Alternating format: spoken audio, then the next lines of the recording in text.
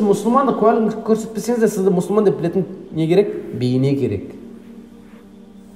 Сыртқы бейне керек. Ол ойлап қалмау керек. Тек сақал, негізінде тек киімде ойлап қалмау керек. Ол біріншіден намаз, ораза, зекет, қажылық. Осы төртеу ме? Киім ме? Мына мұсылман екен ғой. Болды. Кәлиме шахадат қажет емес. Ал енді сол әр қайсына тағы да киім керек. Әр қайсы тағы да бір нәрсе керек. Адамзатқа Алла Тағала не үшін бізге киім кигізген кезінде бұтымызға бірнеше киім кигізіп қойды. Үстімізге бірнеше киім кигізіп қойды. Аяғымызға не үшін? Өйткені сен де сол секілді намазыңа бірнеше киім кигізуің керексің. Оразаңа бірнеше киім кигізуің керексің. Міндеттісің оған. Намазыңның киімін кигізген уақытында оған сен не кигізесің? Тақуалық керек. Бірінші, ол оразаға да жүреді, ол зекетке де жүреді, ол қажылыққа да, бүкіл бәріне кіреді. Ол тақуалық деген киім, сыртқы киім да ол. Әдеп керек. Көркем мінезділік керек. Ішкі нәрселер да көркем болып жүру.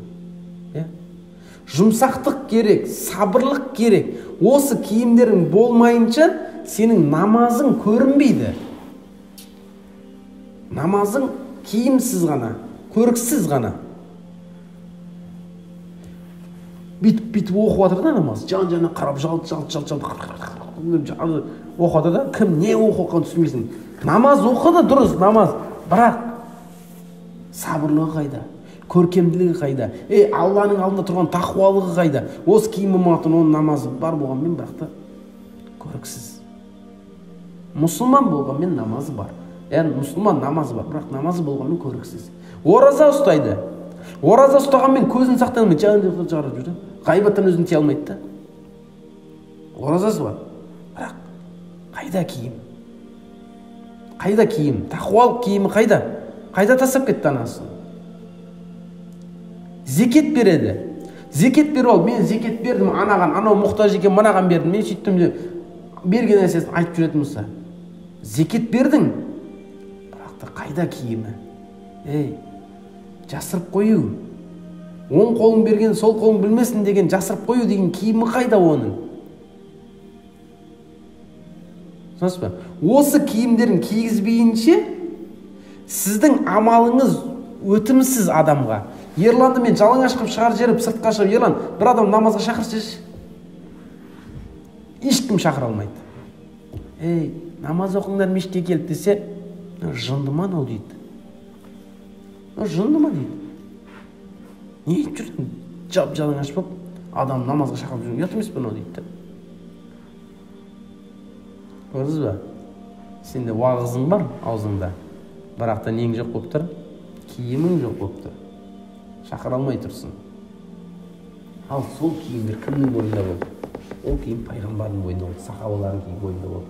Ол киім табиғин, ғалымдардың бойында болды. Міне біздің заманымызға шейін дінді жеткізіп, аманат қылып тапсырып кеткен ата бабамыздың бойында болды осы киімдер. Ал сол киімнің кейбіріміз қымбаттап кетті ме екен нарқы? Ала алмай жатырмыз ғой, кие алмай жатырмыз. Сабырлық деген киімге жете алмай жатырмыз ғой. Көркемдік деген киімді мүлдем ұмыттық қой біз. Жұмсақтық деген киім мүлдем жоқ. Біздің Қазақстанда жоқ, қайда екен ол киімдер өзі? Жұмсақтық, жұмсақ, латиф халде, өте жұмсақ, жеңіл, айтқан кезінде мұлайым болып айту деген нәрсе қайда бізде ондай киім? Сабырлық сақтап қалу, біреу деген уақытында иншалла, субханалла деп бір зікірмен ғана тоқтап қалатын киім қайда бізде? Міне, осы мәселе болмағандықтан біз әлгі қарындасыңа да әсер ете алмай жатырмыз да. Біз әлгі аға іні адамға, тіпті өзіңнің туған қызың мен ұлыңа әсер ете алмай жатырмыз да тәрбиесінде. Жүр қаншамасы, қызы жаман жолға түсіп кеткен. Ұлы наркоман болып кеткен, қаншама адамдар жүр. Неге? Өйткені сол әсер ете алмады. Ол бейшара әсер ете алмады сол нәрсемен. Бірақ оның бәрін Алла Тағала бізге текке жібермеді.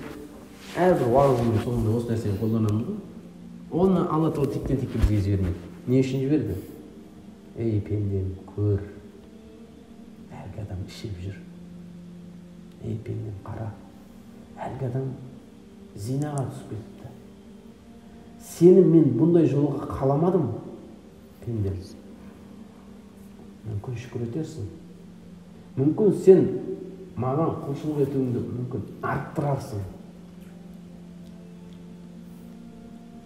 Міне, осы нәрсе мысал бізге. Көрдіңіз ба? Алхамдулилля, сіз ондай емессіз.